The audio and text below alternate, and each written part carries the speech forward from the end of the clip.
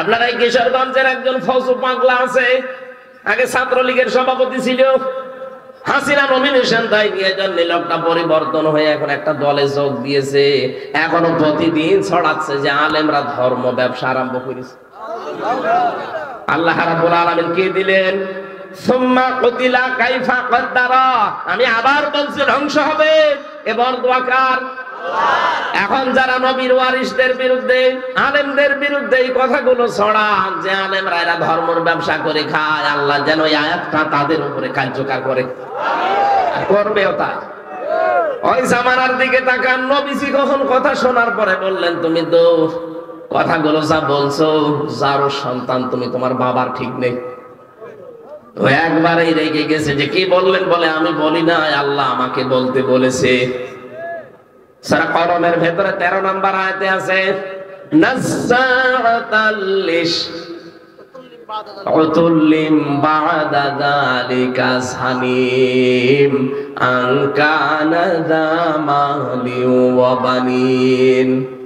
তুমি তো যার সন্তান। এখান থেকে আমি তাফসিরে প্রমাণ পেয়েছি, দুনিয়ায় যারা আলেমদের বিরুদ্ধে ডাইরেক্ট ইনডাইরেক্ট লাগবে, আপনি খোঁজ খবর নিয়ে দেখবেন ওর পেছনে জন্ম ঠিক নেই। বাড়িতে গিয়ে মাকে বলে, মা মোহাম্মদ আমাকে গালি দিয়েছে, তুমি সত্যি করে বলো আমার বাবাকে। ওর মা বলে, তোর বাবা? তোর বাবা? বলে না, ও বাবা আমি মানি না, আমার আসল বাবাকে। কি হয়ে গেল তোর আজকে মাথা খারাপ? বলে এমনি হয়নি, আমাকে মোহাম্মদ গালি দিয়েছে, আমি নাকি যারোর সন্তান। কেন গালি দিয়েছে? বলে আমি তাকে পাগল বলেছিলাম। এমনি বলেনি, ওই ছেলে যা বলে তা তো ঠিকই হয়, কারণ তোর দিয়েছে বাড়ির রাখাল। আর যারা আলেমদের বিরুদ্ধে, আমি নাম ধরে বললাম না, যারা আলেমদের বিরুদ্ধে আছেন, যারা আজহারের মাথাকে 10 লাখ টাকার ঘোষণা দিয়েছেন, আমার মনে হয় আপনারও জন্মের ঠিক নেই, যারও সন্তান আপনি। আমার ভাইরা, আজ আলেমদেরকে নাম নিয়ে নিয়ে আপনি কথা বলছেন। আর আপনার বাবার কথা একটাও বলে, এখানে কত শিক্ষিত মানুষ বসে আছে, আপনি একটা ভুল ধরে দেন তো যে এটা আপনি বাবার কথা বললেন। আমি যা পড়িয়ে এসেছি আমি তো তাই বলছি, কথা বলে না কেন? আপনার কাছে ধর্ম ব্যবসা মনে হয়? হ্যাঁ, কোরআন প্রচার করা, কোরআন প্রতিষ্ঠা করা, কোরআন প্রতিষ্ঠার আন্দোলন করা, এটা যদি ধর্ম ব্যবসা হয়, যে হ্যাঁ আমরা এইটাই ধর্ম ব্যবসা হিসাবে মেনে নিয়েছি। এই জন্যই তো আল্লাহ দিয়েছেন অলিরব্বিকা ফাকাব্বির অলিরব্বিকা ফাসবির। হে নবী, ইসলামের প্রচারে, ইসলামের প্রতিষ্ঠায় যদি ঝামেলা আসে, যদি জুলুম অত্যাচার নির্যাতন উল্টা পাল্টা কথা কেউ বলে, আপনি রবের জন্য ধৈর্য ধারণ করবেন। আমরা কিন্তু ঠিকই এই দেশে রবের জন্যই ধৈর্য ধারণ করেছি, কিছুই বলি না আপনাদেরকে। আপনারা যারা আলেমদেরকে উলট পালট নামে ডাকেন, আপনার ভেতরে যে কি আছে জনগণ কিন্তু জানে। আপনার চরিত্র যে কত খারাপ, আপনি যে কত নিচে নামতে পারেন। আগস্টের 5 তারিখের পর থেকে অনেকে দেখে ফেলেছে, রাত 12:30টায় যায় চাঁদা চাইতে। এই যে নারায়ণগঞ্জের বন্দরে রাত 12:30টায় গেছে চাঁদা চাওয়ার জন্য।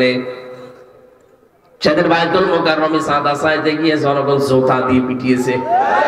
আমি এগুলো বানিয়ে বলছি, এগুলো সব রিপোর্ট আছে।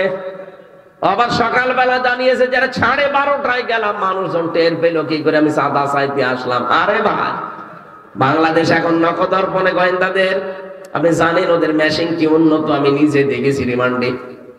কোথায় আমি রিমান্ডে আছি? ওই সেই সাতক্ষীরা থেকে মাওলানা আমিরুল ইসলাম বেলালি, উনি আমার বাড়িতে কল দিয়ে কি একটা কথা জিজ্ঞাসা করেছে, ওইটা দেখে ভিডিও আকারে সকালে আমার দেখাচ্ছে। আমি অস্বীকার করবো কি করে? এই দেশটা এখন গোয়েন্দাদের নখদর্পণে। থালার ভেতরে, এই যে এই থালা, এখানে কয়টা কুয়া আছে দেখে দেখে আমি বলতে পারবো না। ওদের সামনে কিন্তু এই, আপনি মনে করেন রাত 12:30টায় চাঁদা চাইতে যায়, জানে কি করি, আপনি পায়খানায় বসে কি করেন তা ওরা দেখতে পায়। আপনি আছেন কোথায়? সেদিন আমি গোয়েন্দা বিভাগের সর্বোচ্চ পর্যায়ে যিনি আছেন কথা বললাম যে কি ভাই, বলছে আমরা নখদর্পণে রেখেছি, সব আমাদের একেবারে হাতের তালুর উপরে। আমরা দেখতে চাচ্ছি আগস্টের 5 তারিখের পর থেকে কে কি করে। এমনিতেই তারেক জিয়া আজকে সকালবেলা দেখেননি, ভিডিও বার্তা পাঠিয়েছে যে থামেন আপনারা, আমরা একটা মাজলুম দল, এই মাজলুম দলকে ডুবিয়ে ফেলার জন্য অনেক কিন্তু রাম আর বাম উঠে পড়ে লেগেছে। এগুলো এই দলের মুসলিম দলের জন্য এগুলো ক্যান্সার। আমার মনে হয় দলীয় ভাবে সিদ্ধান্ত নিয়ে এই ক্যান্সার গুলোকে পিঠের উপরে বাড়ি দিয়ে ফেলে দেওয়া দরকার, যে তোদের দরকার নেই। দুষ্ট গরুর চাইতে সৈন্য গোয়াল। কথা বলেন না কেন? আমাদের ভেতরে দুষ্ট গরু নেই। যদি দুষ্ট গরু কয়েকটা মাথা ছাড়া দেয়, তারে কিন্তু গরু গোয়ালে রাখা হবে না, বের করে দেওয়া হবে। আর আমরা চাই আগস্টের 5 তারিখের পর থেকে এই দেশে এইটাই হওয়া দরকার যে দুষ্ট গরুর কোন জায়গায় দেশে নেই। দুষ্ট গরু যারা আছে চলে যান আপার কাছে। উনি একা একা বিশাল এক ফ্ল্যাট নিয়ে আছে দাদার কাছে। জায়গাগুলো কি করবে? আপনিও চলে যান। অত বড় বাড়িও কি করবে একা একা? কয়েকদিন আগে উনি পাঠিয়েছে যে আমি অঘোষিত জেলখানায় আছি, এত বড় জায়গায় আমার আর একা ভালো লাগে না। ভালো লাগছে না। 273টা কি 275টা মামলা হয়েছে। আসেন, ভালো যদি না লাগে ঢাকা কেন্দ্রীয় কারাগার আছে, কাশিমপুর মহিলা কারাগার আছে, ফাঁসির ওই কন্ডেম ছেলে আমি যেমন ছিলাম আপনাকেও আল্লাহর নাম নিয়ে রেখে দেবো তাকে পড়ি। কারণ এই দেশের আইন হচ্ছে একটা মানুষকে হত্যা করলে তাকে হত্যা করা লাগবে, কারণ ওই যে হত্যার আদেশ দিয়ে দেয় ফাঁসির। আর আপনার বিরুদ্ধে মামলা 275টা মার্ডার মামলা মাত্র। মানে একবার একটা দিলেই তো শেষ, আর 274টা থেকে যাচ্ছে। বিশ্বনবীকে আল্লাহ বলেন আপনি সতর্ক করেন কি বিষয় করবেন। আমি যে কয়টা পয়েন্ট বললাম? 27টা। না, আপনারা তো ঘুমাচ্ছেন। এর 1 নাম্বার, আপনি মানুষকে সতর্ক করবেন প্রথমে এই বিষয় নিয়ে যে যেটা করে না ওই দোষ যেন তার উপরে কেউ চাপিয়ে না দেয়। এই বাংলাদেশে এই গুণাটা বেশি। আমি যেটা করি না আন্দাজে আমার উপরে দোষটা চাপিয়ে আমারে কালার করে দেয়।